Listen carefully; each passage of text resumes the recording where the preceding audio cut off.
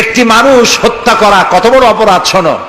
গোটা বিশ্ব ধ্বংস হয়ে যাওয়া আল্লাহর কাছে সহজ, একটা মানুষ হত্যা করা এর থেকে বেশি কঠিন আল্লাহর কাছে।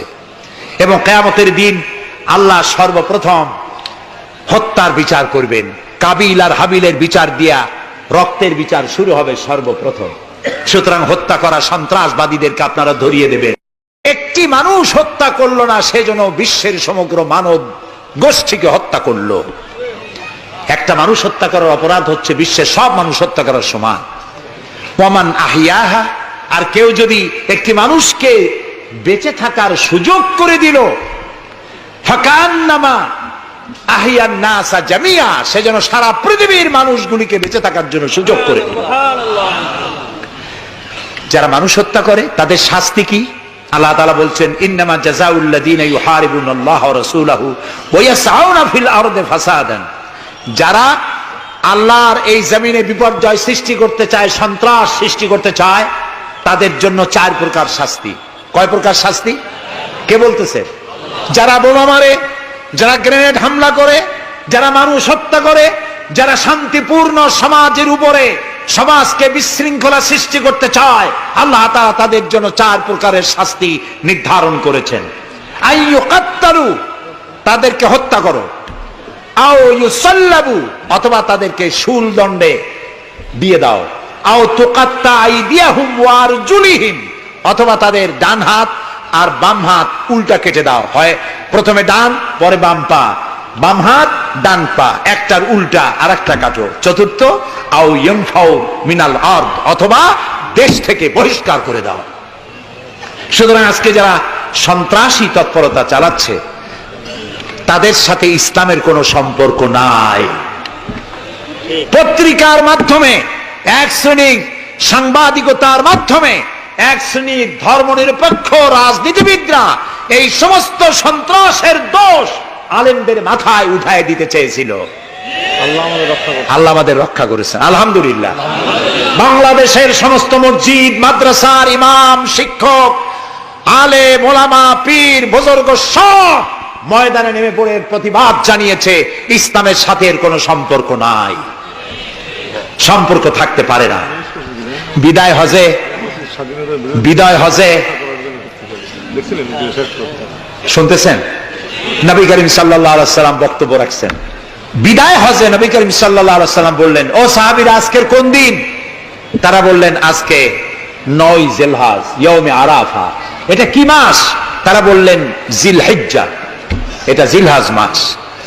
যে ঘর তোমরা তওয়াফ করে, এই ঘরটা কার? সাহাবীরা বললেন, এটা আল্লাহর ঘর। নবী করিম সাল্লাল্লাহু আলাইহি ওয়াসাল্লাম বললেন, আজকের দিন, আরাফাতের দিন যেমন পবিত্র, আজকের মাস যেমন পবিত্র, আল্লাহর ঘর যেমন পবিত্র, তোমাদের একের রক্ত আরেকজনের কাছে সেই রকম পবিত্র। সুবহানাল্লাহ বলেন। রাসূলুল্লাহ বলছেন, একটি মানুষ হত্যা করা কত বড় অপরাধ শোনো। গোটা বিশ্ব ধ্বংস হয়ে যাওয়া আল্লাহর কাছে সহজ, একটা মানুষ হত্যা করা এর থেকে বেশি কঠিন আল্লাহর কাছে। তারা হচ্ছে পৃথিবীর সমস্ত সৃষ্টি জগতের মধ্যে নিকৃষ্ট হচ্ছে তারা, যারা কাফের, যারা আল্লাহকে অস্বীকার করেছে। দেখুন, কোরআন শরীফে আল্লাহ পাক এক জায়গায় বলেছেন, ওয়ালাকাদ জারা'না লি জাহান্নামা কাসীরাম মিনাল জিন্নি ওয়াল ইনস, আমি মানুষ এবং জিনেদের মধ্যে এক শ্রেণীর মানুষ আর জিনকে তৈরি করেছি জাহান্নামের জন্য। জাহান্নামের জন্য তারা তৈরি হয়েছে। কারা? লাহুম কুলুবুন লা ইয়াফকাহুনা বিহা, যাদেরকে অন্তঃকরণ দিয়েছি, এই অন্তঃকরণ দিয়ে সব বুঝলো, এই বিবেক দিয়ে সব বুঝলো, কিন্তু আমারে বুঝলো না, আমার সৃষ্টি বুঝলো না। ওয়ালাহুম আয়ুনুন লা ইউবসিরুনা বিহা, তাদের চোখ দিছি, কিন্তু চোখ দিয়ে সব দেখলো, আমার সৃষ্টি দেখে আমাকে চিনলো না। তাদের কান দিলাম, এ কান দিয়া সব শুনলো, কিন্তু মজলুম দুর্বলের ফরিয়াদ তাদের কানের মধ্যে ঢুকলো না। উলাইকা কাল আনআম, আল্লাহ পাক বলেন, এগুলি হলো চতুষ্পদ। কি কোন আপনারা বলেন? কি জানোয়ার? কে বলতেছেন? আপনারা কি রাগ করতেছেন নাকি? আর রাগ করলে হবেটা কি? সৃষ্টি যিনি করেছেন, এই পদবাচ্যে বিশেষিত বিবেচিত করেছেন সেই আল্লাহ। আল্লাহ পাক কি বলছেন? বিবেক দিলাম, আমাকে চিনলে না, চোখ দিলাম আমার সৃষ্টি দেখে আমাকে উপলব্ধি করলে না, হেদায়েত পেলে না, কান দিলাম হক শুনলে না, উলাইকা কালানাম, মালিক চেনো নাই, কাজী তুমি হচ্ছ চতুষ্পদ জানোয়ারের মতো। এ পর্যন্ত বললে না হয় হতো, কিন্তু আল্লাহ আর একটু আগায় গেলেন। আল্লাহ পাক সামনে গিয়ে বললেন বাল হোক আদাল, জানোয়ারের চাইতে নিকৃষ্ট। আমি এইটা বুঝি নেই, জানোয়ারের চাইতে নিকৃষ্ট আল্লাহ কইলেন কেন? পরে অনেক চিন্তা করে বুঝে আসলো। আল্লাহ পাক বলেছেন বুঝতে চেষ্টা করতে চাইলে আল্লাহ পাক বোঝার ব্যবস্থা করে দেন। সুবহানাল্লাহ। তো এটা কেন জানোয়ারের মতো হইল কেন? পরে চিন্তা করে দেখলাম যে বিষয়টা হচ্ছে মালিককে চেনা নিয়ে, আল্লাহকে চেনা নিয়ে। পশুতে কিন্তু মালিক চেনে, পশুতে মালিক চেনে। যেমন আপনারা বাড়িতে যদি কেউ কুকুর পোষেন, কুকুর পোষেন অনেকে, এই কুকুর পোষেন কেন? কুকুর পোষেছেন চোর ডাকাত যাতে বাড়িতে হামলা না করতে পারে, সেই জন্য কুকুর পোষেছেন। গভীর রাত্রে মানুষের পায়ের আওয়াজ পাওয়ার সাথে সাথে কুকুর তার ভাষায় বিরাট গর্জন করে ওঠে, ঠিক কিনা? তার ভাষায় সে বলে, সে বলতে থাকে, তার ভাষায় সে বলে থাম, স্টপ, পরিচয় দে তুমি কে। এখন ওই লোকটা যদি মালিক হয়, বাড়ির মালিক, কুত্তার মালিক, তাহলে সে যখন বলে কুকুর একটা নাম রাখে, ডবলু বল্টু কিছু একটা রেখে দেয়, তো কুত্তার নাম ধরে কুত্তারে ডাক দিল থাম, কুত্তা তখন বোঝে আমি তো ভুল করছি, এ তো আমার মালিক। কুত্তা তখন কাছে চলে যায়, গায়ে লেজ নাড়াইয়া গায়ে বুলাতে থাকে। লেজ নাড়ানো মানে কুত্তায় গ্রিন সিগন্যাল দিয়ে দিছে, আপনি যাইতে পারেন, আপনার কোনো অসুবিধা নেই বাড়িতে ঢোকার ব্যাপারে। তাহলে দেখা গেল কুত্তায় মালিক চেনে। কুত্তা কি করে? আবার যদি চোর আর ডাকাত আসে, তাহলে কুকুর ঘেউ করে ওঠার সঙ্গে সঙ্গে চোর বা ডাকাত আওয়াজ তো করতে পারবে না, তাহলে মালিক জেগে উঠবে। দৌড়াতে গেলে আর উপায় নাই, কুত্তা আবার এখন আর লেজ নাড়বে না, চাম করে পড়বে এবং কামড়ায় ধরবে তার ঠ্যাং অথবা ঘাড়, ঠিক কিনা? তাহলে বোঝা গেল কুত্তায় শত্রুও চেনে, মালিকও চেনে। কিন্তু এক শ্রেণীর নাস্তিক, তথাকথিত এক শ্রেণীর বুদ্ধিজীবী যারা আল্লাহকে অস্বীকার করেছে, সব বুদ্ধিজীবী খারাপ তা না, কিছু বুদ্ধিজীবী তো নিশ্চয়ই ভালো, ঠিক কিনা বলেন? কিন্তু এক শ্রেণীর আছে যারা আল্লাহরে চেনে নাই, ওরা কিন্তু বাড়ির ওই গৃহপালিত ওই পশুর চাইতেও নিকৃষ্ট, বাল হোক আদাল, জানোয়ারের চাইতেও নিকৃষ্ট। মালিককে চিনতে হবে। সেই মালিককে চেনার জন্য আল্লাহ রাব্বুল আলামিন কোরআনে কারীমের ভিতরে এই সূরাটির মধ্যে আল্লাহ পাক বলছেন আমার সাথে ব্যবসা করতে হবে, এবং প্রথম কাজ হচ্ছে আমাকে চেনা, আল্লাহকে চিনতে হবে। আল্লাহ আছেন তা বিশ্বাস করতে হবে। একটি কথার ভেতরে, একটি সত্য সূরার মধ্যে আল্লাহ পাক বিষয়টি ক্লিয়ার করেছেন। আল্লাহ পাক বলেছেন কুল হুয়াল্লাহু আহাদ। সূরাটি মুখস্থ আছে কিনা? পড়েন সবাই আমার সাথে, গলা ছেড়ে দিয়ে পুরুষের মতো। কুল হুয়াল্লাহু আহাদ আল্লাহুস সামাদ লাম ইয়ালিদ ওয়া লাম ইউলাদ ওয়া লাম ইয়াকুল লাহু কুফুয়ান আহাদ। আল্লাহ পাক বলেন, বলো হে নবী আপনি বলুন আল্লাহ এক এবং একক,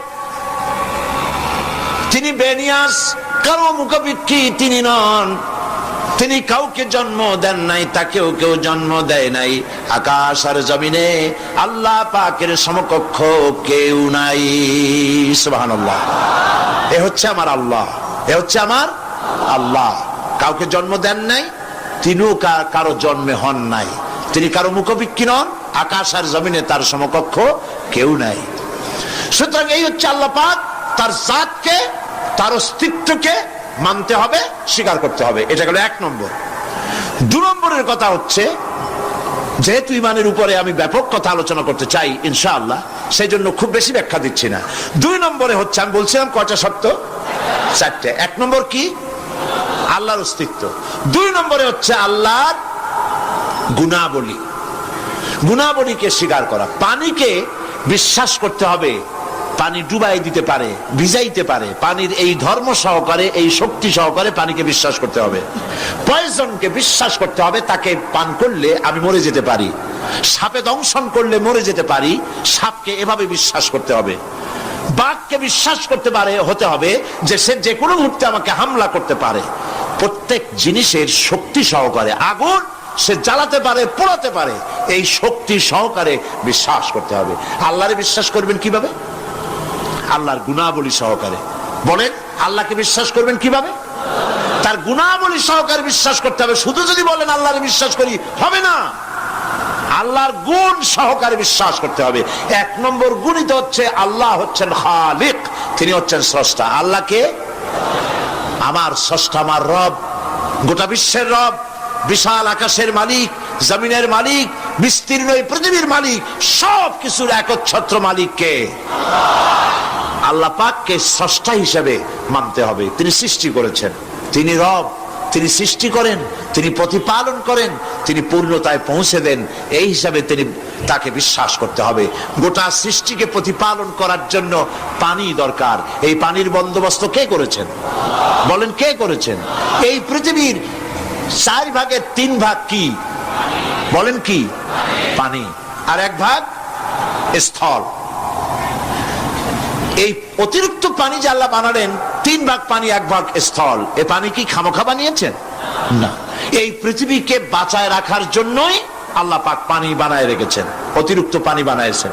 আবার ওই পানি সব জায়গায় পৌঁছতে পারবে না বলে আল্লাহ বিরাট জলাধার বানিয়েছেন, সমুদ্র, মহাসমুদ্র, বিরাট বিরাট দরিয়া।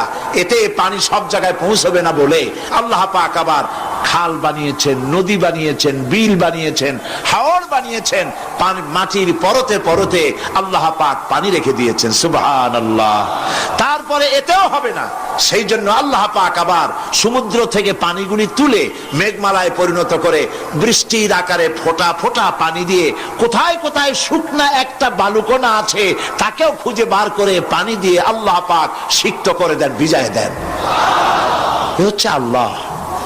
তার এই প্রতিপালনের শক্তি সহকারে, গুণ সহকারে তাকে বিশ্বাস করতে হবে। সবকিছুর স্রষ্টা তিনি, মালিক তিনি। ওই আল্লাহ রাব্বুল আলামিন, তার গুণাবলী সহকারে বিশ্বাস করতে হবে।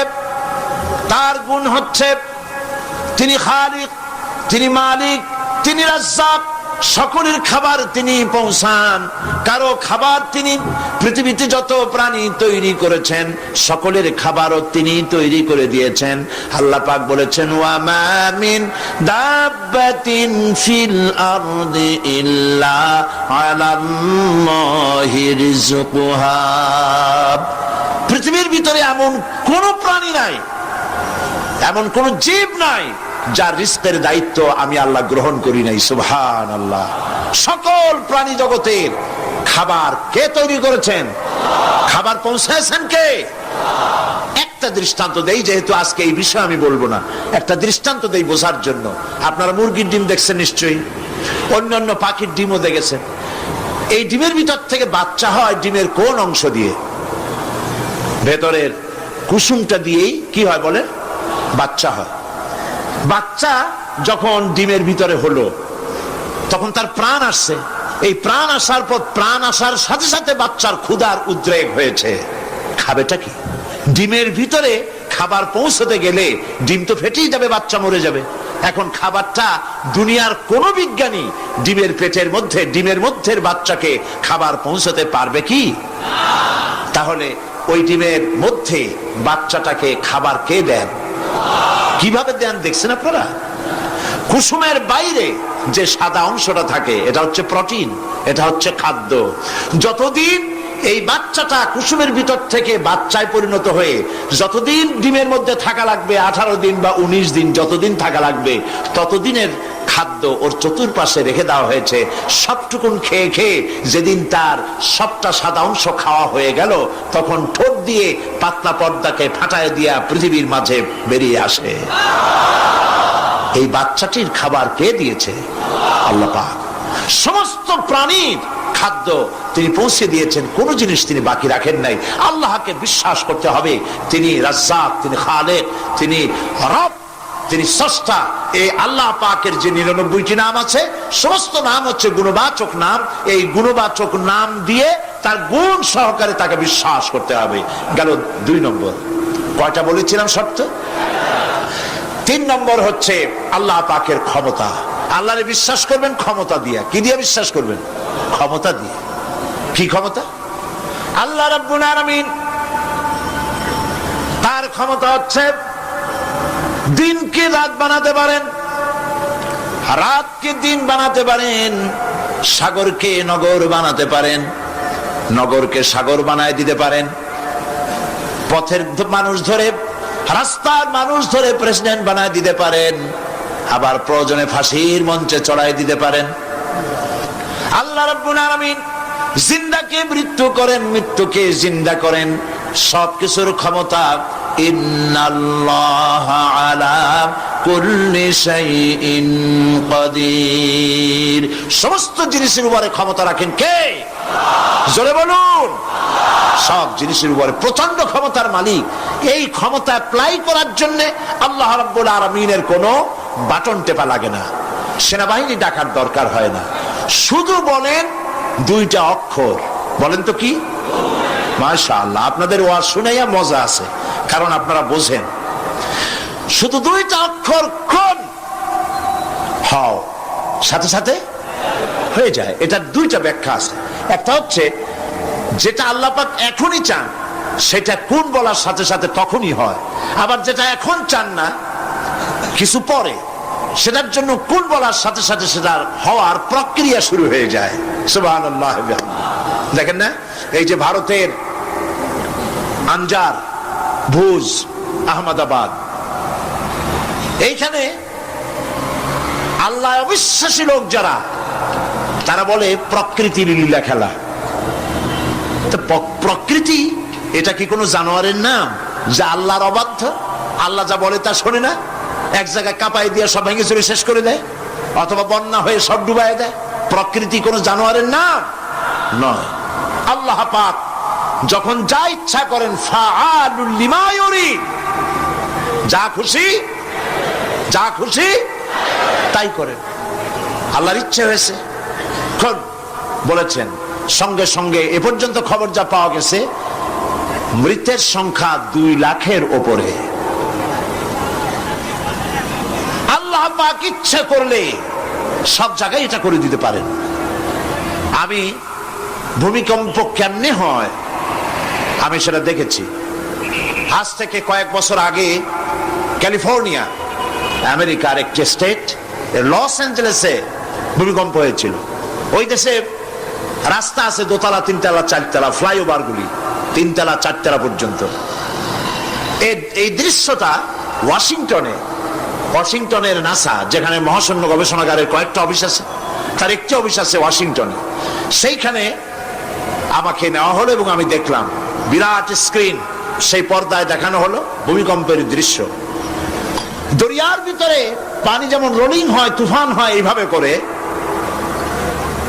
যখন ভূমিকম্প শুরু হলো, তখন ক্যালিফোর্নিয়ার রাস্তাঘাট, মাটিগুলি, বিল্ডিংগুলি দেখতেছিলাম মাটির মধ্যে দরিয়ার মতো তুফান হচ্ছে এরকম করে। পাটিসাপটা পিঠা আপনারা দেখেছেন, বা ডিমের মামলেট দেখেছেন। এইটা যেমন জড়ায় 2 তলা, 3 তলা রাস্তাগুলি একটার পর একটা পেঁচাইয়া, দুমড়ে মুচড়ে, মুহূর্তের ভিতরে, 1 মিনিট তো নয়, কয়েক সেকেন্ডের ভিতরে সব শেষ হয়ে গেল, লন্ডভন্ড হয়ে গেল। এইখানে কোনোদিন মানুষের বসতি ছিল বলে তার কোনো প্রমাণ নাই। কিন্তু দুর্ভাগ্যজনক সত্য, এই মানুষ এগুলি চোখে দেখে, তারপরেও বিশ্বাস করতে পারে না। কপাল পোড়া। এগুলো কি? কপাল পোড়া, বিশ্বাস করতে পারে না। ক্ষমতায় যে যখন থাকে তখন চতুর্দিকে অন্ধকার দেখে, মনে করে যে এ ক্ষমতা আর আমার হাত থেকে যাবে না, যা খুশি তাই করব। কিন্তু তোমাকে নিয়ন্ত্রণ করার আরেকজন আছেন, আছেন কিনা? সেজন্য আল্লাহ পাক বলেছেন, ওয়ামুদ্দুহুম ফি তুগয়ানিহিম ইয়ামাহুন, আমি যারা সীমা লঙ্ঘন করে আমি ঢিল দেই। একশোটে ধরি না, ঢিল দেই, দেখি কদ্দূর পারো। এই জন্য তো ফেরাউন বেঁচে ছিল 950 বছর। কোন কোন কেতাবে লেখা আছে 950 বছর হায়াত পেয়েছিল, জানি না কত বছর পাইছিল। 950 বছরের ভেতরে একদিন তার সর্দিও হয় নাই। ও যেন বলতে না পারে যে যদি আমার অসুখ বিসুখ হইতো তাও তো আমি আল্লাহ তোমারে ডাকতাম। মানে মুনাফিক, কাফের, বেঈমান, অহংকারী, আল্লাহ সুযোগ দেন, পাপিষ্ঠকে সুযোগ দিয়ে দেন। এই কথা যেন বলতে না পারে যে আল্লাহ আর যদি 6টা মাস সময় পাইতাম তাহলে আমি ভালো হয়ে যেতাম। এরকমও সুযোগ দেওয়া হয় না। ঠিক আছে, করতে থাকো, দেখি কোন দূর পারো। তারপরে যখন সীমা লঙ্ঘন করে করে একদম প্রান্তে এসে যায়, তখন দড়ির অপর প্রান্ত কার কাছে? কার কাছে? ঘুড়ি যত উপরেই ওড়ে, ঘুড়ির লাটায় ওর পেছনে একটা সুতা আছে, সেই সুতাটা আর একজনের হাতে, ঠিক না? ঘুড়ি যতই মনে করুক যে আমি পাল্লা দিয়ে মঙ্গল গ্রহে যাব, যেখানে ঘুরি সেখানে যাব, ঘুড়ির এই অহংকার মিশে বেশি দূরে যেতে পারবে না, যেহেতু তোমার পেছনে একটা দড়ি আছে, সেই দড়িটা আর একজনের হাতে। এই দড়িতে যখন টান দেওয়া হবে, কাছে ফিরে আসতে হবে, যেখান থেকে উৎপত্তি সেখানেই ফিরে আসতে হবে। সুতরাং আল্লাহ পাকের এই প্রচন্ড ক্ষমতাকে বিশ্বাস করতে হবে যে তিনি বিরাট ক্ষমতার মালিক। ফকিরকে আমির বানান, আমিরকে ফকির বানান, আবার প্রয়োজনে ইচ্ছে করলে পথের লোক ধরে, কেউ চেনে না কেউ শোনে না, আল্লাহ পাক ধরে নিয়ে বাদশা বানান, আবার যখন আল্লাহ নারাজ হন তখন ফাঁসিতে ঝুলায় দেন। পারেন কিনা? পারেন কিনা? প্রচন্ড ক্ষমতার মালিক তিনি। আল্লাহ পাককে বিশ্বাস করার জন্য 4টি শর্তের: আল্লাহর অস্তিত্বে বিশ্বাস, গুণাবলীতে বিশ্বাস, ক্ষমতায় বিশ্বাস, 4 নম্বরে হচ্ছে তার হুকুম এবং আহকামে বিশ্বাস। আল্লাহ পাক যেসব আদেশ করেছেন, নিষেধ করেছেন, সেগুলি মানতে হবে। আল্লাহ যা হুকুম করেছেন তা মানতে হবে, যা নিষেধ করেছেন তার থেকে ফিরতে হবে। তাহলে বোঝা যাবে যে আপনি আল্লাহকে বিশ্বাস করেছেন। আল্লাহর বিশ্বাস করি কিন্তু আল্লাহর আইন মানি না, এই বিশ্বাসের কোনো দাম আছে? বলেন, দাম আছে? আল্লাহকে বিশ্বাস করি অথচ ইসলামকে বলি মৌলবাদ, ইসলামের কাজ যারা করে তাদেরকে বলি মৌলবাদী। আর যাই হোক, এগুলো মুসলমান না, এগুলি মুনাফিক। এগুলি কি? এই জন্য আল্লাহ পাক বলছেন, জাহান্নামের কঠিন শাস্তি থেকে বাঁচার জন্যে আমার সাথে ব্যবসা করো। কার সাথে? এই ব্যবসার মধ্যে 3টা পুঁজি: তুমিনুনা বিল্লাহি ওয়া রাসূলিহি ওয়া তুজাহিদুনা ফি সাবিলিল্লাহি বিআমওয়ালিকুম ওয়া আনফুসিকুম যালিকুম খায়রুল লাকুম ইন কুনতুম তা'লামুন। আমার সাথে ব্যবসা করো। সেই ব্যবসার পুঁজি হলো 3টি। পুঁজি কয়টা বলেছি? কয়টা? একটাও এখনো শেষ হয়নি। প্রথমে বলেছিলাম আল্লাহর প্রতি ঈমান, 2 নম্বরে রাসূলের প্রতি ঈমান, 3 নম্বরে এখনই ভুলে গেলেন? জোরে বলেন কি? এখন আল্লাহর প্রতি ঈমান আনলে পরে উপকার কি কি কি উপকার হয় সেটা শোনার দরকার কিনা? ফায়দা ছাড়া তো মানুষ কাজ করে না, ফায়দা হইতে হবে, লাভ হইতে হবে। ঈমান, আল্লাহর প্রতি ঈমান আনলে অনেক লাভ। তার মধ্যে কয়েকটা লাভের কথা আজকে আমি বলবো ইনশাআল্লাহ। বলেন ইনশাআল্লাহ। বলবো কিনা? কয়েকটা লাভের কথা বলি, আমি আশা করি ফায়দা হবে ইনশাআল্লাহ। বলি ইনশাআল্লাহ। 1 নম্বরের ফায়দা, আল্লাহর উপর ঈমান আনলে, মুখস্থ করেন, কাগজ কলম থাকলে লিখে নেন, আর না হয় মনে মনে মনে রেখে দেন, মেমোরিতে ধরে রাখেন। আল্লাহর উপর ঈমান আনার 1 নম্বরের লাভ হচ্ছে আত্মমর্যাদার সৃষ্টি হয়। যারা আল্লাহর উপর ঈমান আনে তাদের আত্মমর্যাদার সৃষ্টি হয়, পার্সোনালিটি, শখসিয়ত তৈরি হয়। এমন শখসিয়ত হয়, শখসিয়ত মানে কি? পার্সোনালিটি। পার্সোনালিটি মানে কি? ব্যক্তিত্ব। ব্যক্তিত্ব তৈরি হয়। সে কোনো পাগল শ্রেণীর লোক হয় না, তার চলায়, তার বলায়, তার ওঠায় ব্যক্তিত্বের ছাপ ফুটে ওঠে। এই ব্যক্তিত্বের পরিস্ফুটনের কথা বিশ্বকবি বলেছেন। কে বিশ্বকবি? আল্লামা ইকবাল রহমতুল্লাহ আলাইহি। আল্লামা ইকবাল রহমতুল্লাহ আলাইহি তিনি বলছেন, খুদি কো কর ইতনা বুলন্দ, খুদি কো কর इतना बुलंद कि हर तकदीर लिखने के पहले खुदा पूछे बंदे को बता तेरी रजा क्या है।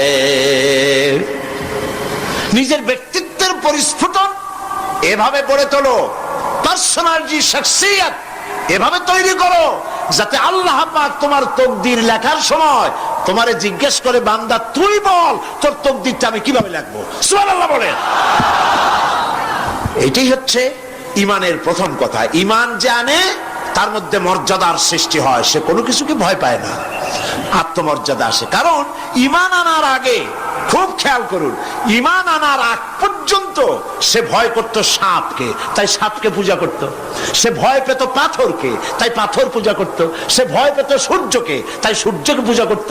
সে ভয় পেত পানিকে, তাই পানি পূজা করত। ভয় পেত আগুনকে, তাই আগুনকে পূজা করত। ভয় পেত বিরাট গাছ, ওইটারই পূজা করত। যেটা বড় ওইটারই পূজা করত। কিন্তু ওর জানা নাই এর থেকে বড় এগুলি সৃষ্টি, এর থেকে যিনি সৃষ্টি করেছেন, সৃষ্টির শক্তি বেশি না স্রষ্টার শক্তি বেশি? তো পাগলের মতো এগুলোর সামনে মাথা নত করো কেন? এই জন্যে ঈমান আনার আগে তার মধ্যে ব্যক্তিত্ব ছিল না। যেখানে যা দেখেছে মাথা নত করেছে, পূজা করেছে, অর্চনা করেছে। কিন্তু কোরআন তাকে শোনায়ছে, ইন্নাল্লাযীনা তাদউনা মিন দুনিল্লাহি ইবাদুন আমসালুকুম।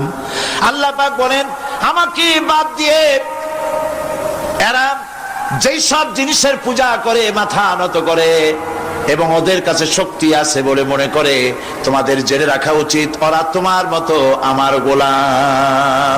আল্লাহর প্রতি ঈমান আনায় মানুষ বিনয় এবং বিনম্র প্রকাশ করে, সে অহংকারী হতে পারে না। আল্লাহর উপরে যে ঈমান আনে সে অহংকারী হইতে পারে না, কারণ আল্লাহ বলে দিয়েছেন, ইয়া মাশারাল জিন্নি ওয়াল ইনস ইন ইসতাতা'তুম আন তানফুযু মিন আকতারিস সামাওয়াতি ওয়াল আরদ ফানফুযু লা তানফুযুনা ইল্লা বিসুলতান।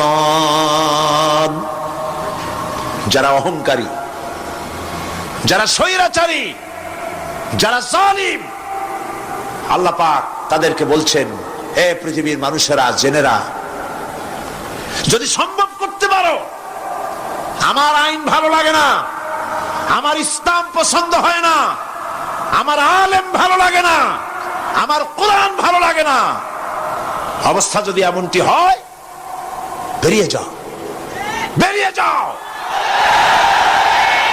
আকতারিস সামাওয়াতি ওয়াল আরদ, আমার সার্বভৌমত্বের ভেতর থেকে, আকাশের নিচের থেকে, জমিনের উপর থেকে বেরিয়ে যা। ফানফুযু লা তানফুযু ইল্লা বিসুলতান। কোথায় যাবে? পালাবার জায়গা নাই, বেরোতে পারবে না। আকাশ আর জমিন দিয়ে প্যাকেট করে রেখেছি, পালাবার জায়গা নাই। কোথায় যাইবা? জুলুমের হাত যত আছে করতে থাকো, আর আল্লাহ রাব্বুল আলামিন দেখতেছেন। সুতরাং ঈমানদার ব্যক্তি, তার মধ্যে বিনয় আসে, বিনম্র হয়। সে পয়সা করে আসে বলে অহংকার করে না, কারণ আল্লাহ বলেছেন, ওয়াল্লাহুল গানিয়্যু ওয়া আনতুমুল ফুকারা। আল্লাহ সাফ বলে দিয়েছেন, আল্লাহই হচ্ছেন কারো মুখাপেক্ষী নন, সম্পদশালী। আল্লাহর কোন সম্পদের অভাব নাই। ওয়া আনতুমুল ফুকারা, দুনিয়ায় তোমরা যা বাস করো সব ফকিরের গোষ্ঠী, কিচ্ছু নাই তোমাদের। তোমাদের জাতি খাইয়া শেষ করে ভালো, আর আমার কাছে যা আছে আমি শুধু দিতে থাকি, আর ভাণ্ড শুধু ভরাই থাকে, মোটেও খালি হয় না। সুবহানাল্লাহ। কাজী মোমেন বান্দা সে অর্থ এবং বিত্তের অহংকার করে না, বিদ্যার অহংকার করে না। অর্থ বিত্ত কত আছে তোমার, কয় টাকার মালিক? আল্লাহ যদি ইচ্ছে করেন, ব্রেনের ভিতরে যদি টিউমার ঢুকায় দেন, ব্রেনের একটা নার্ভ আর একটা নার্ভের সাথে জড়ায় দেবেন, জায়গা হবে কোথায়? হেমায়তপুর। হেমায়তপুর কোথায়? কাছেই, পাবনা। সুতরাং আল্লাহ পাক ইচ্ছে করলে এটা করে দিতে পারেন, পারেন না? খুব করতে পারেন। হার্টের ভেতরে ক্যান্সার দিয়ে দিতে পারেন। 14 গোষ্ঠী বিক্রি করলেও ডাক্তারের পয়সা হবে না, পারেন না আল্লাহ পাক? পারেন কিনা? পারেন। সেই জন্য যত বড় ধনী হোক, পয়সার মালিক হোক, আল্লাহর উপর ঈমান আনলে পরে যে গুণটা হয়, সে অহংকারী হয় না, বিনয়ী হয়। আল্লাহ রাব্বুল আলামিন কোরআনে কারীমের ভিতরে বলে দিয়েছেন, লিল্লাহি মা ফিস সামাওয়াতি ওয়া মা ফিল আরদ। যারা সামান্য একটু রাজত্ব পাইয়া ছোট্ট ছোট্ট একটা একটা দেশের প্রেসিডেন্ট, প্রধানমন্ত্রী, কি হনুরে, এরকম একটা ভাব। আর্মি হাতে, বিডিআর হাতে, পুলিশ হাতে, যা খুশি তাই করি না। আল্লাহ পাক বলছেন লিল্লাহি মা ফিস সামাওয়াতি ওয়া মা ফিল আরদ, আকাশ আর জমিনের একচ্ছত্র মালিকানা কার? চিল্লায় বলুন আল্লাহ পাকের। সুতরাং তুমি মাতবাড়ি করে কদ্দুর পারবা? বেশি দূর যেতে পারবে না। গ্রামে গোয়াল আছে, গরু রাখে যে জায়গায়, ওই জায়গাটার নাম কি? গোয়াল। গভীর রাত্রে গরুর মালিক শুনতে পাচ্ছে গোয়াল ঘরে খুব শব্দ হচ্ছে। রাখালকে ডেকে বলছে, দেখতো কি কিসের শব্দ?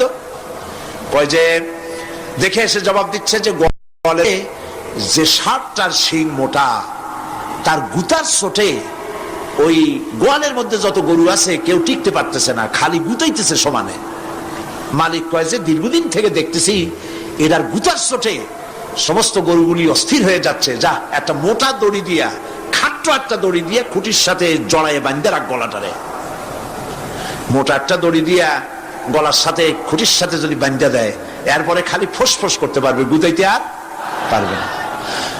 ঠিক অনুরূপ ভাবে কোন জনপদ থেকে, কোন দেশ থেকে যখন দেশের মানুষেরা, যখন দেশের নিরস্ত্র মানুষেরা, গরিব মানুষেরা যখন আল্লাহর দরবারে গভীর রাত্রে ফরিয়াদ তোলে, আল্লাহ জুলুমে অত্যাচারে জর্জরিত হয়ে গেলাম, মার খেতে খেতে শেষ হয়ে গেলাম, অত্যাচারে অত্যাচারিত হচ্ছি, চিৎকার বাড়তে থাকে, আল্লাহ পাক তখন তার নজর দিয়ে দেখেন। আল্লাহ তো দেখতেই থাকেন সব সময়ের জন্য। আল্লাহ পাক কার কারণে এগুলি হচ্ছে আল্লাহ পাক টের পান। শিং কারো কারো মোটা হয়েছে, আজরাইলকে পাঠায় দেন, যাও খাটো দড়ি দিয়ে বাঁধে থো। খাটো দড়ি কোনটা বুঝছেন? 3 হাত, 3 হাত কবর কোনটা? খাটো দড়ি দিয়ে বাঁধে থো। সুতরাং কত বড় বড় রাজা বাদশা ক্ষমতা এলো, মানুষের উপরে জুলুম করলো, আল্লাহ পাক তার ইন্তেকাম নিয়েছেন। সেই আল্লাহ এখন আর নাই, নাউজুবিল্লাহ। সে আল্লাহ আছেন কিনা? পূর্ণ শক্তিতে বহাল কিনা? হুয়াল হাইয়ুল কাইয়্যুম। এমন অবস্থা নয় যে বাংলাদেশে কি হচ্ছে আর আল্লাহ টের পাচ্ছেন না। কি বলেন? আল্লাহ রাব্বুল আলামিন বলেন, লা তাখুযুহু সিনাতুন ওয়ালা নাওম। ঘুম নাই, তন্দ্রা নাই। কার? ঘুমানো না, তন্দ্রাও যান না। তন্দ্রা কারে কয়? জি, ঝিমটি, জিমানি, যাই বলেন আপনারা বুঝে নিয়ে। ওই যে বসে বসে এরকম করে, আল্লাহ ওরকমও করেন না। ঘুমো নাই, তন্দ্রাও নাই। হযরত মুসা আলাইহিস সালাম বলছিলেন যে আল্লাহ তুমি নাকি ঘুমাও না। মুসা আলাইহিস সালাম তো খুব আদরের নবী, আল্লাহ পাকের খুব আদরের নবী, দারুণ আদর। আল্লাহ পাক বলছেন, মুসা আমি তোমারে আমার জন্য বানাইছি। সুবহানাল্লাহ। কোরআন শরীফে আছে, আল্লাহ পাক বলছেন, মুসা আমি তোমারে আমার জন্য বানাইছি। তোমাকে যখন তোমার মা দরিয়ায় ভাসায় দিয়েছিল, আমি তোমার বাক্সর দিকে তাকাইছিলাম। সুবহানাল্লাহ। আল্লাহ যদি বলেন আমি তাকাইছিলাম, সুবহানাল্লাহ। তোমারে আমার জন্য বানাইছি। সুতরাং হযরত মুসা আলাইহিস সালাম তিনি বলছেন আল্লাহ পাককে খুব আদরের নবী, তো আল্লাহ তুমি নাকি ঘুমাও না। আল্লাহ কয় তুমি বিশ্বাস করো না? হযরত মুসা আলাইহিস সালাম বললেন, আল্লাহ অবশ্যই বিশ্বাস করি, তবে বুঝি না বিষয়টা কি, বুঝি না কেমনে না ঘুমাই পারে, বুঝি না। আল্লাহ আচ্ছা ঠিক আছে, তুমি যখন বিশ্বাস করছো তখন আর অসুবিধা নেই, বিশ্বাস না করলে মুসিবত ছিল। পয়গম্বর মানুষ, তাকে তো বলতেই হবে বিশ্বাস করি, তবে বুঝি না। আল্লাহ কয় ঠিক আছে, বিশ্বাস যখন করো আমি বুঝাই দেবো। নিয়ে আসো 1 গ্লাস পানি। 1 গ্লাস পানি নিয়ে আসলে, দাঁড়ায় থাকো। মুসা আলাইহিস সালামকে আল্লাহ বললেন পানি নিয়ে দাঁড়ায় থাকো, আর ঘুমের আল্লাহ করলেন মুসারে ধর। মুসা আলাইহিস সালামের ঘুম এসে গেল। ঘুমের আমেজে হাতটা শিথিল হয়ে গ্লাসটা পড়ে ভেঙে চুরমার হয়ে গেল। হযরত মুসা আলাইহিস সালাম ভয় পেয়ে গেলেন। আল্লাহ পাক শোনায় দিলেন ভয়ের কোনো কারণ নাই।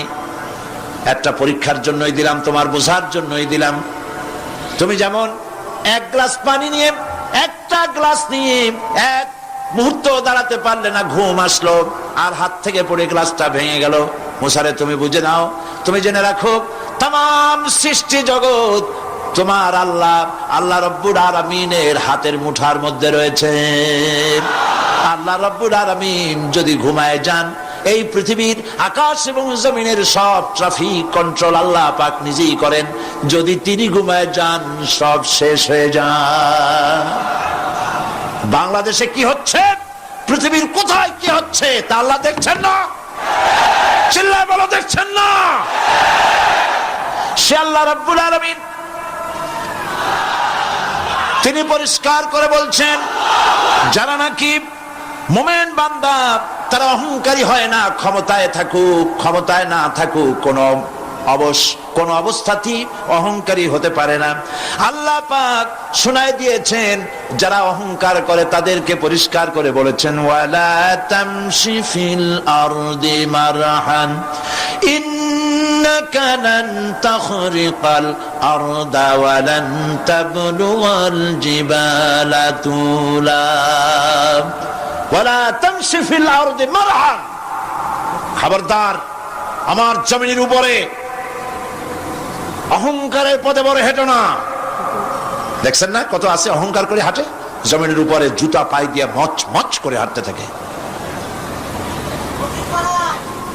ওয়ালা তামশি ফিল আরদি মারহা ইন্নাকা লান তাখরিকাল আরদা। তুমি কি তোমার পদাঘাত দিয়ে আমার জমিনটারে ভাটায় দিতে পারবা?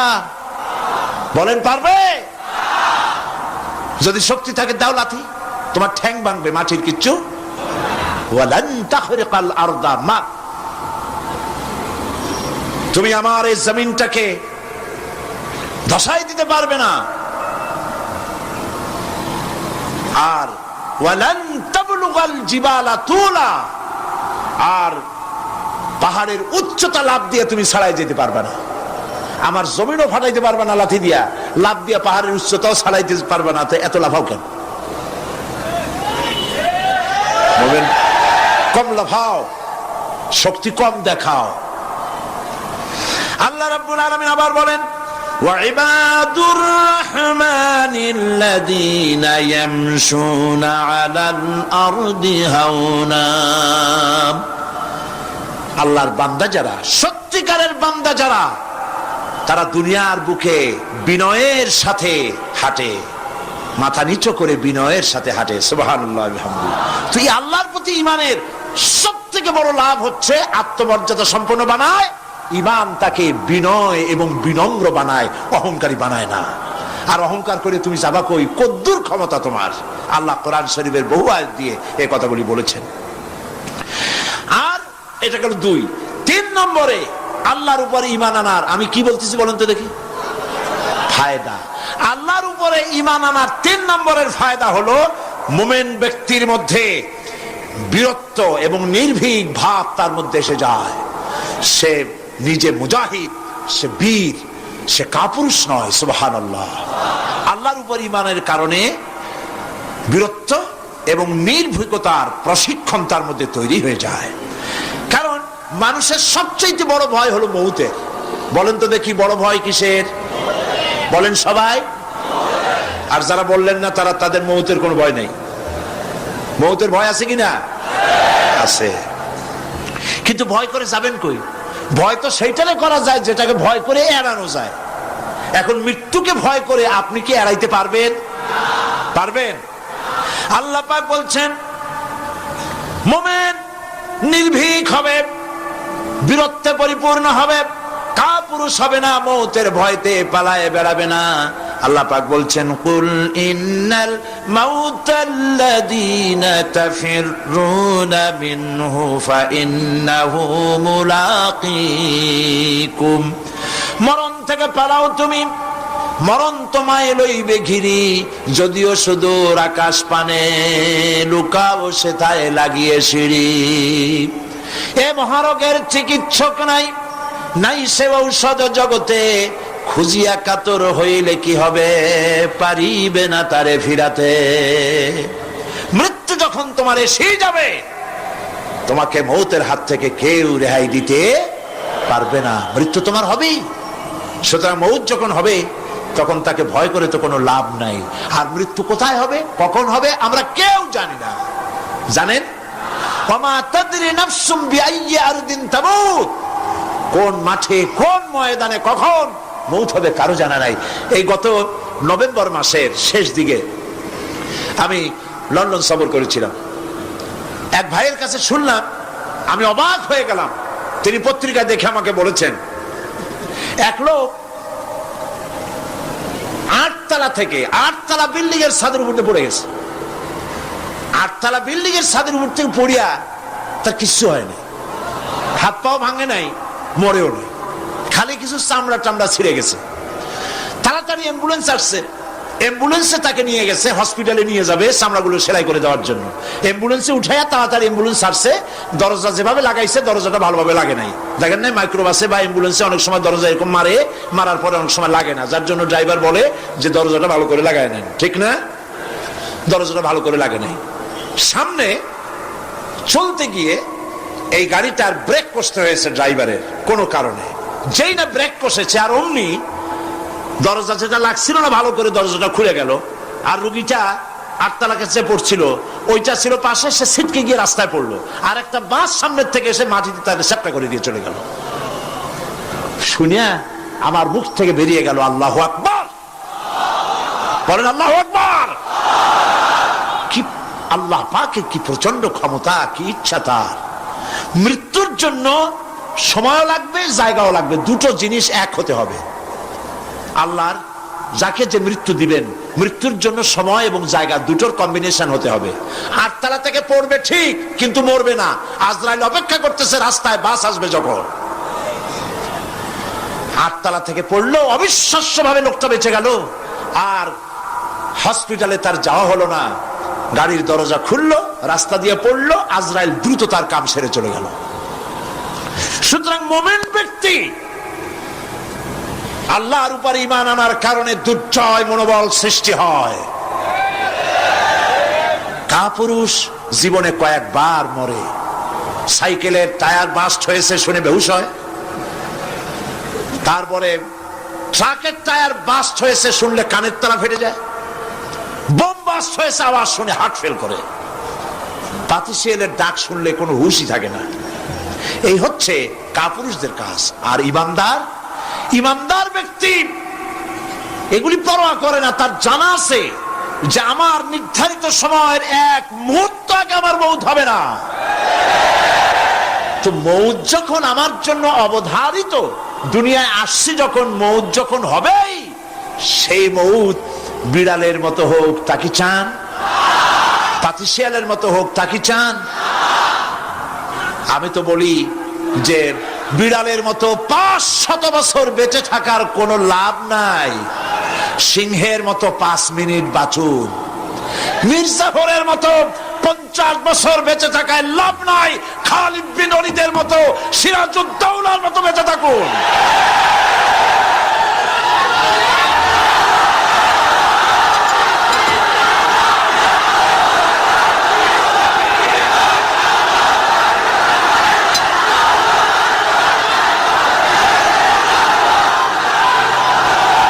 বসেন, আপনারা যদি দাঁড়ায় যান তাহলে আমি করব কি?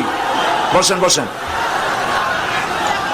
সেই জন্য এই ক্ষণস্থায়ী জীবনকে কেন সেই অনন্ত সুখময় জীবনের জন্য উৎসর্গ করে দেব না, যা আল্লাহর কাছে পাওয়া যাবে কিয়ামতের দিন। দেখেন, মৃত্যু হওয়া উচিত মুসলমানদের শাহাদাতের মৌত হওয়া উচিত। কি মৌত হওয়া উচিত?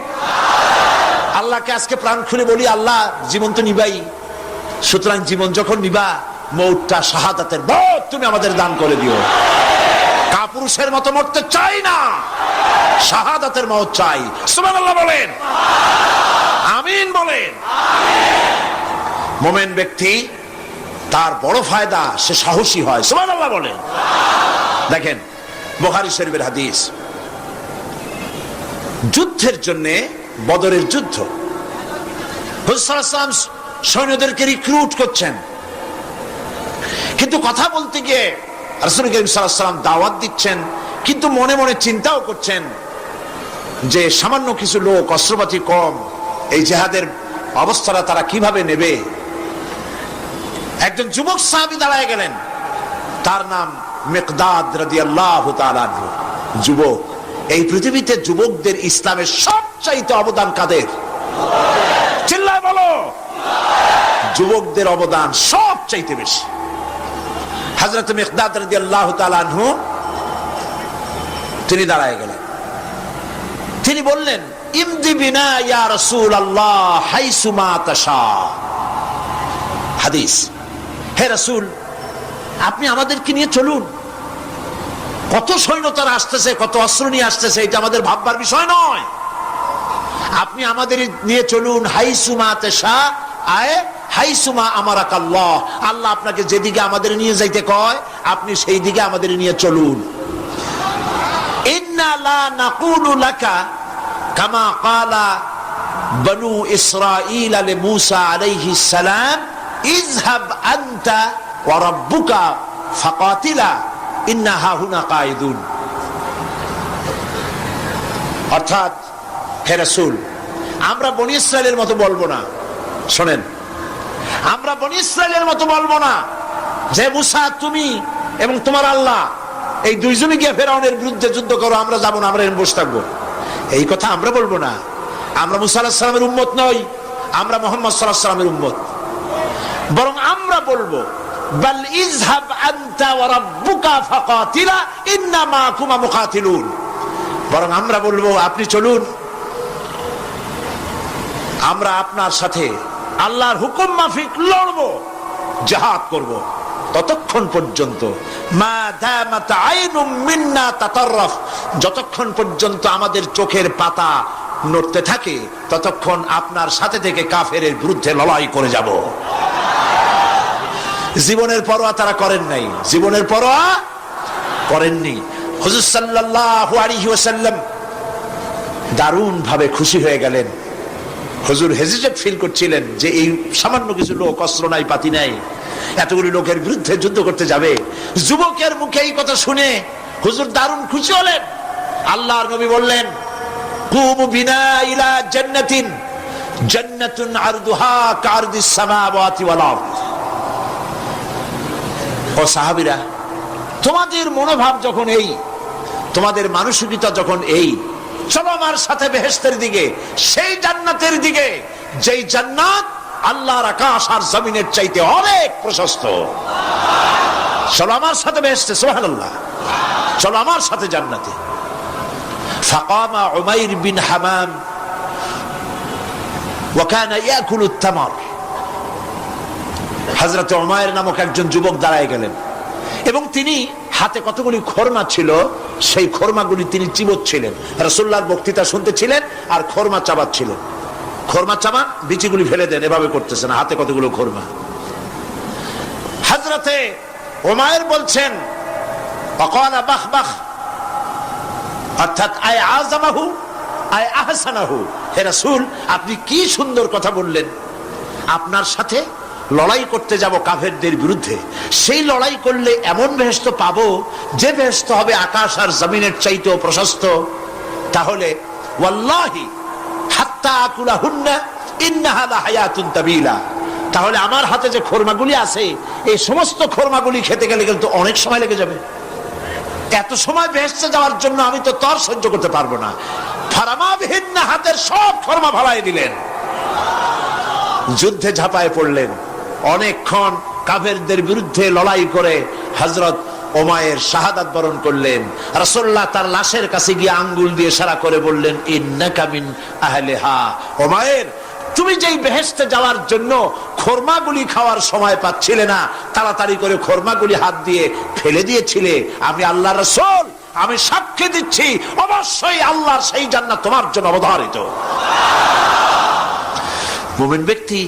মুমিন ব্যক্তি সে কখনো মৃত্যুর ভয়ে উদ্দেশ্য হাসিল থেকে চুপ করে বসে থাকে না। সে ভয় করে কেবলমাত্র কাকে?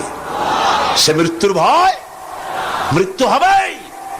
এবং আমার জন্যে বিশ্বাস রাখতে হবে, আমার জন্যে যদি কোনো বুলেট এর উপরে আমার নাম লেখা থাকে পৃথিবীর সমস্ত মানুষ আমাকে পাহারা দিয়ে সেই বুলেট থেকে আমাকে রক্ষা করতে পারবে না। আর যদি কোনো বুলেটে আমার নাম লেখা না থাকে, সারা পৃথিবীর সমস্ত মানুষ বৃষ্টির মতো গুলি বর্ষণ করলেও একটি গুলিও আমাকে বিদ্ধ করতে পারবে না। এটার নাম হলো ঈমান। এটার নাম কি? এই ঈমান পেলাম কোথায়? কোথায় পেলাম? কোরআন শরীফে। কোথায় পেয়েছি? আল্লাহ রাব্বুল আলামিন বলেন, ওয়ামা হুম বিদরিনা বিহি মিন আহাদিন ইল্লা বিইজনিল্লাহ। একথা সুস্পষ্ট, আল্লাহর অনুমতি ব্যতিরেকে বান্দার কোনো ক্ষতি সাধন কেউ করতে পারে না। জোরে বলেন সুবহানাল্লাহ। কেউ কারো কোনো ক্ষতি করতে পারবে না। যেটা ক্ষতি যদি কিছু থাকে কিসমতে, ওটা তো মুকদ্দার ছিল, তকদির ছিল, সেটাই হবে, এর বাইরে কিছুই হবে না। সুতরাং মুমিন ব্যক্তি সে সাহসী হবে, সে কখনো চিন্তা করবে না মৃত্যুর ভয়ের। উদ্দেশ্য হাসিলের জন্য হয় শরীরের পতন, না হয় মন্ত্রের সাধন, ডু অর ডাই। সে আল্লাহর জন্য তার জীবন দিতে প্রস্তুত থাকবে। কারণ আল্লাহ রাব্বুল আলামিন বলেছেন, ইন্নাল্লাহা আশতারা মিনাল মুমিনিনা আনফুসাহুম ওয়া আমওয়ালাহুম বিআন্না লাহুমুল জান্নাহ। আল্লাহ পাক বলেন, আমি আমার মুমিনের জান আর মালকে আমি খরিদ করে নিয়েছি, বিনিময়ে আমার বান্দাকে আমার জান্নাত দান করে দিয়েছি। জোরে কোন সুবহানাল্লাহ। মুমিনের জান আর মালকে নিয়েছেন, বিনিময় কি দেবেন? জান্নাত দান করে দিবেন। এটা হলো মুমিনদের আল্লাহর প্রতি ঈমান আনার জন্য 3 নম্বরের কোয়ালিটি। 4th নম্বরে আল্লাহর উপর ঈমান আনলে 4 নম্বরের যে ফায়দাটা, সে ফায়দা হচ্ছে আশাবাদ এবং মানসিক প্রশান্তি। আল্লাহর প্রতি একটা নির্ভরতা এবং আশার সৃষ্টি হয়ে যায়। সে কখনো নিরাশ হয় না। কারণ একটা মানুষ পাপ করলো, চুরি করেছে, ডাকাতি করেছে, জেনা করেছে, হত্যা করেছে, শয়তানি করেছে, বদমাশি করেছে, সব করেছে। এখন শয়তান তাকে ওয়াসওয়াসা দিতে পারে। সেই জন্য আল্লাহ রাব্বুল আলামিন বলেছেন, লা তাকনাতু মির রাহমাতিল্লাহ। বান্দারে, আমার রহমত থেকে নিরাশ হয়ে যেও না। আল্লাহর রহমত। বান্দা, তোমার গুনাহ কতটুকু? তোমার গুনাহ যদি হয় পাহাড় সমান, আমার রহমত আকাশ সমান। তোমার গুনাহ যদি হয়ে যায় আকাশ সমান, তাহলে আমার রহমত তো আমার আরশে আজিমকে ছাড়াই গেছে। সুবহানাল্লাহ, সুবহানাল্লাহ বলুন। সুতরাং মুমিন বান্দার এই আশা থাকে।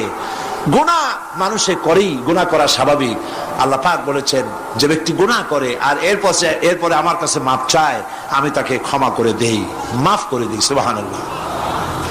সুতরাং ইমানদার লোকদের আশা হয়, দুরারোগ্য ব্যাধি তাকে ধরেছে, সে হতাশ হবে না। মরে যাওয়ার জন্য প্রতীক্ষায় সে সময় গুনবে না, বরং তার মনের মধ্যে আশার সঞ্চার হবে, আমার রোগ আল্লাহ ভালো করে দিতে পারেন না? আমাদের জাতির পিতা কি নাম কি? হযরত ইব্রাহিম আলাইহিস সালাম। কোরআন শরীফের ভিতরে তার কথা আল্লাহ পাক কোট করে দিয়েছেন।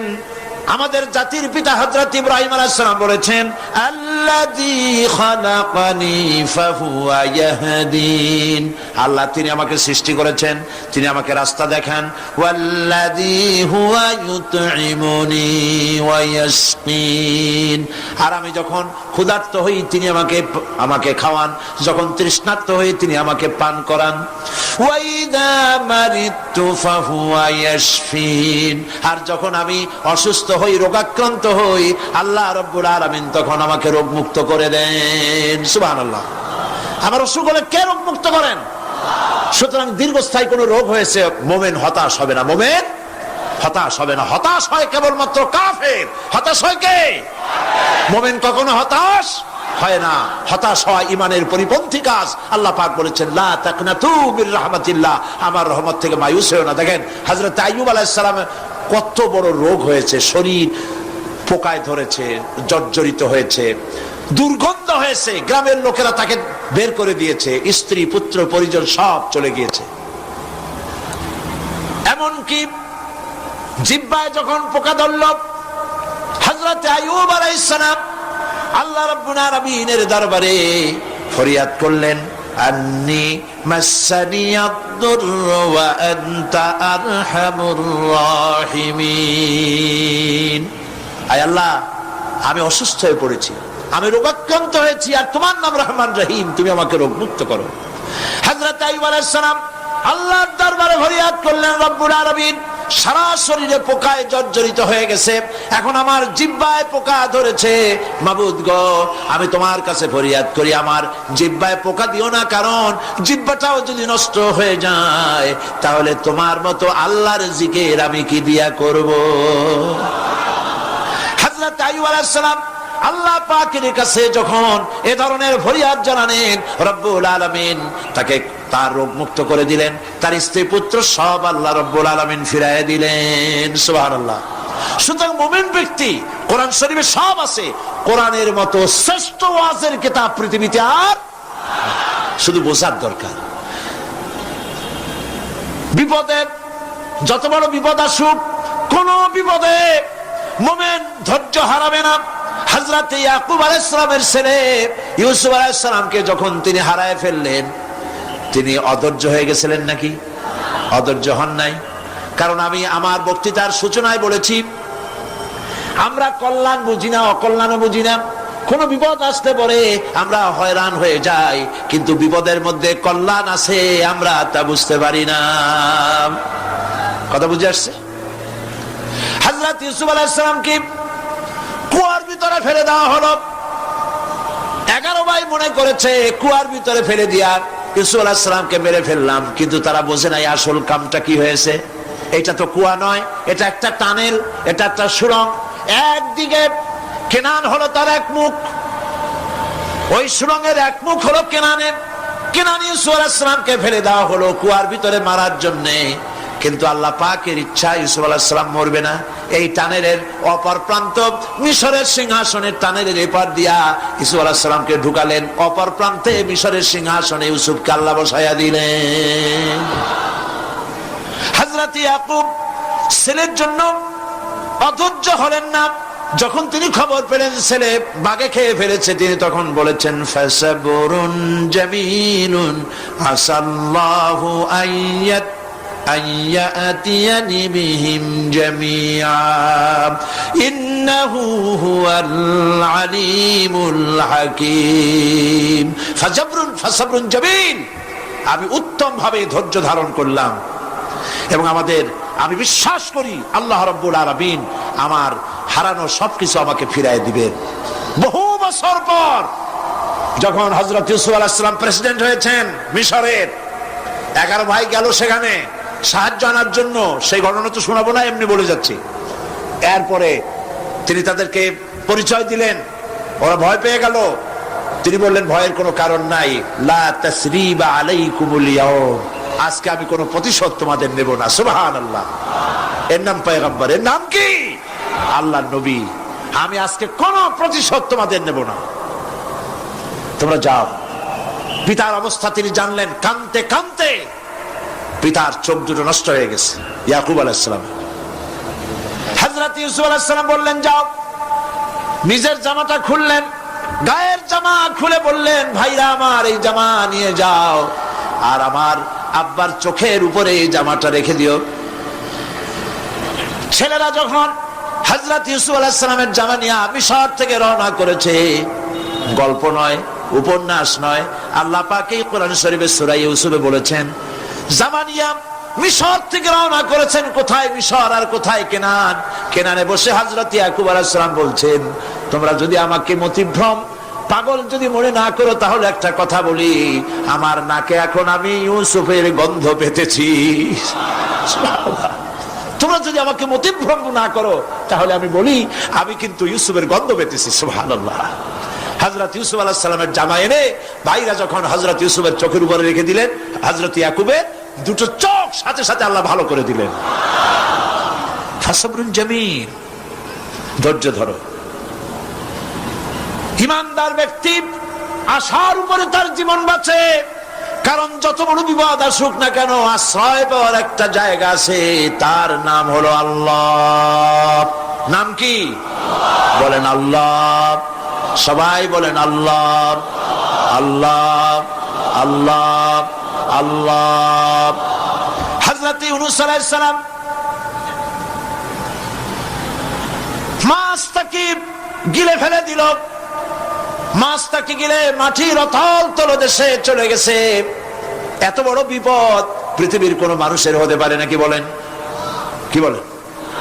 মাছের পেটের ভিতরে জানালা নাই, দরজা নাই, বেরোবার কোনো পথ নাই, মাছ গেছে পানির অতল তলদেশ।